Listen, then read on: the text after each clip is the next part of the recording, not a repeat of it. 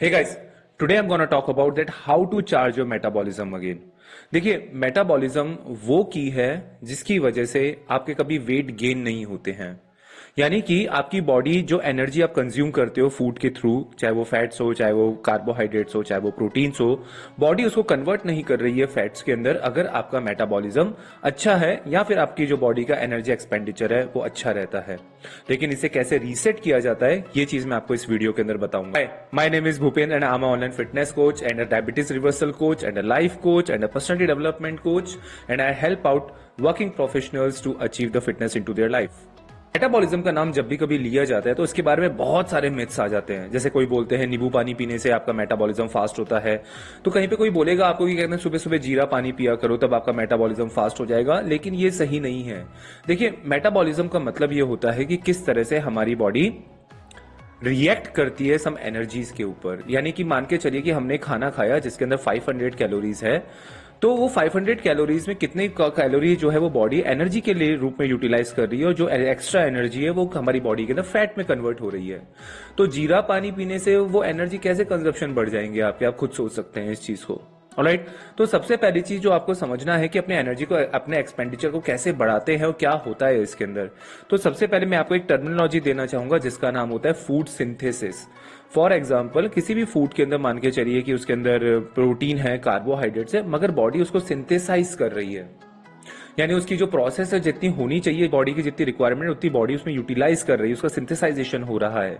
अगर वो नहीं हो रहा होता है तो अगेन आपकी बॉडी के अंदर जो होता है वो मेटाबॉलिज्म को स्लो माना जाता है, या फिर फूड जो होता है वो आपके बॉडी से एक्सट्रैक्ट हो जाता है विदाउट यूटिलाइजेशन हुए, या वो फैट में कन्वर्ट हो रहा है।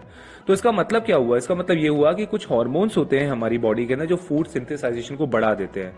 जैसे फीमेल्स और मेल्स के अंदर टेस्टोस्टेरोन और एस्ट्रोजन के बैलेंस बहुत ज्यादा जरूरी होते हैं फूड के सिंथेसाइजेशन के लिए। तो ये उतनी ज्यादा इंपॉर्टेंट चीज होती है।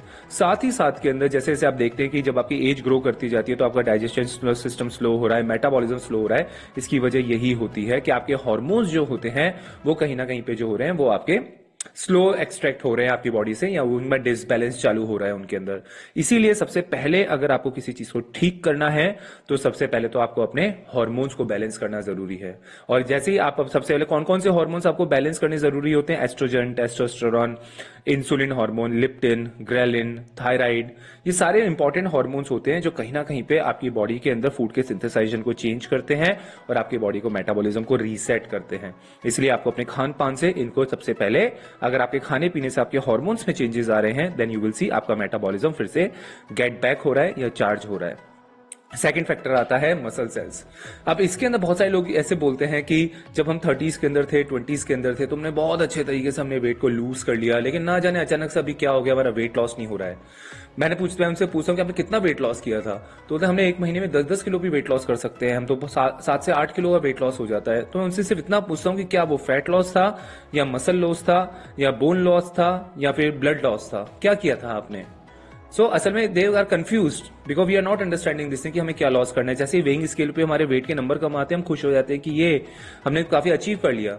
अच्छी बात है, आपको खुश होना चाहिए, लेकिन असल के अंदर आपको फैट लॉस पे फोकस करना चाहिए आपको। बहुत सारे लोग अपने गलत तरीके से वेट लॉस करने के चक्कर में अपनी मसल मास को खो देते हैं।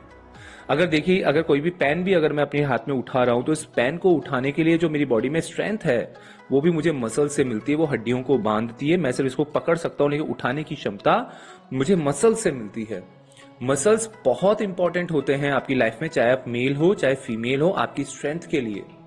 तो अगर जब मान के चलिए कि आपने अपने वेट को लूज किया 10 किलो एक महीने में या 20 दिनों के अंदर, तो आपने फैट लॉस के साथ साथ अपने मसल को लूज किया। अब दोबारा से जब आपकी बॉडी के अंदर जब आप लूज करते हो, यानी मसल के सेल जब आपकी बॉडी से खत्म हो रहे हैं आपकी बॉडी से, तो इनकी ये मसल सेल एनर्जी यूटिलाइज ही नहीं करेंगे क्योंकि सेल ही नहीं है आपकी बॉडी के अंदर। हमारी बॉडी रोज नहीं बनती है, तो आपके नए सेल्स में मसल सेल्स नहीं है आपके पास के अंदर। अब जब मसल सेल्स आपके पास में नहीं है तो इसी वजह से आपकी बॉडी जो होती है वो एनर्जी यूटिलाइजेशन बंद हो गया एक जगह का बॉडी का। यानी मसल जो होती है असल में 14 गुना ज्यादा एनर्जी कंज्यूम करती है अपने आप को सर्वाइव करने के लिए फैट के मुकाबले में बॉडी के अंदर। लेकिन जब आपकी बॉडी में मसल्स आपने लूज कर ली है आपने, तो अब आपकी बॉडी में 14 गुना जो पार्ट था आपका वो बहुत कम हो गया है आपका।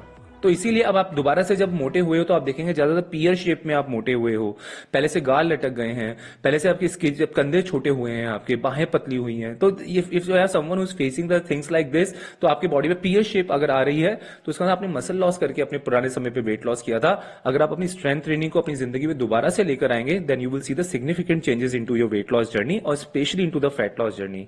इसीलिए हमें हमेशा फैट लॉस पे फोकस करना चाहिए ना कि वेट लॉस के ऊपर, क्योंकि अब आमतौर पे लोग बाग अपने वेट को तो लूज करते हैं लेकिन जो मेन चीज फैट होती है उसे लूज नहीं करते हैं, मसल लूज के वेट को लूज करके वो खुश हो जाते हैं। सो आपको इस पे फोकस करना चाहिए, अच्छे तरीके से वर्कआउट जो आपके दिन भर की लाइफस्टाइल को एक्टिव बना दे। तीसरी चीज मैं डाइजेस्टिव सिस्टम के बारे में बात करना चाहूंगा। डाइजेशन भी काफी इंपॉर्टेंट होता है, यानी कि जो खाना हम खाते हैं, मान के चलिए कि हमने कार्बोहाइड्रेट कोई भी ग्रेन खाया हमने, तो अगर उसमें 100 कैलोरी है तो 10 कैलोरी जो है वो डाइजेस्टिव सिस्टम फूड को प्रोसेस करने में लगा देगा। राइट तो जैसे मान के चलिए कि आपने कोई खाना खाया जिसमें 100 कैलोरी है तो आपको 90 कैलोरी ही आपकी बॉडी में जाएगी, 10 कैलोरी जो है वो डाइजेस्टिव सिस्टम यूज करेगा उसको डाइजेस्ट करने के अंदर। डाइजेस्टिव जूसेस बनेंगे, एसिड्स बनेंगे हमारी बॉडी में, उसके खाना जो होता है वो छोटे छोटे पार्ट में जाता है, स्मॉल इंटेस्टाइन, लार्ज इंटेस्टाइन, फिर खाना एक्सट्रैक्ट होता है। इस प्रोसेस में आपकी जितनी भी एनर्जी आपकी लगती है डाइजेस्ट सिस्टम की वो 10% लगती है। लेकिन जब आप अपने खाने को कॉम्प्लेक्स बना देते हैं, आप फॉर एग्जाम्पल अब अपने खाने के अंदर आपने प्रोटीन डाल दिया है, साथ ही साथ के अंदर आपने अपने खाने के अंदर आपने फाइबर डाल दिया है, तो अब क्या होगा, अब आपकी बॉडी जब प्रोटीन क्या होता है, जैसे आपने मान के चलिए 100 कैलोरी का जब आपने प्रोटीन खाया तो आपकी 70 कैलोरी ही बॉडी यूटिलाइज करेगी, बाकी 30 कैलोरी आपका डाइजेस्टिव सिस्टम आपका यूटिलाइज करेगा। इसलिए आप क्या देखेंगे कि आपका मेटाबॉलिज्म जो है, अब डाइजेस्टिव सिस्टम ने अपनी एनर्जी बढ़ा दी है अपनी। ओके तो अब आप क्या देखेंगे कि आपकी जो बॉडी होती है वो अलग ही तरीके से, अब आपकी बॉडी में 70% ही खाना जा रहा है, इसलिए प्रोटीन अपनी डाइट में मिलाना बहुत अच्छा रहता है। तो डाइजेस्टिव सिस्टम भी एनर्जी ज्यादा लेने लगेगा खाने को डाइजेस्ट करने के अंदर। तो आपकी डाइजेस्टिव सिस्टम की एनर्जी बढ़ चुकी है, आपकी बॉडी में अगर मसल सेल्स आ चुके हैं और साथ ही साथ के अंदर आपके हार्मोन्स बैलेंस है, जिसकी वजह आपकी लाइफस्टाइल हो सकती है कि आप सही समय पे सोते हैं, स्ट्रेस मैनेज करते हैं और अच्छी क्वालिटी का खाना खाते हैं, तो आपके हार्मोन बैलेंस है, तो इस तरीके से आपका मेटाबॉलिज्म रीसेट होता है। होपफुली आपकी मदद करेगा। और इन सब चीजों को और अच्छे से सीखना चाहते हो तो join my free workshop, join my automatic, सब मेरे कुछ क्लासेस भी है उसके अंदर डायबिटीज रिवर्सल के लिए, उनको भी वहां पे ज्वाइन करिए। मुझे फॉलो कीजिए यूट्यूब के ऊपर, मुझे फॉलो कीजिए आप इंस्टाग्राम के ऊपर, I am gonna give you so many other things also. Alright so let's meet into the workshop, into the live and join my courses also. Alright thank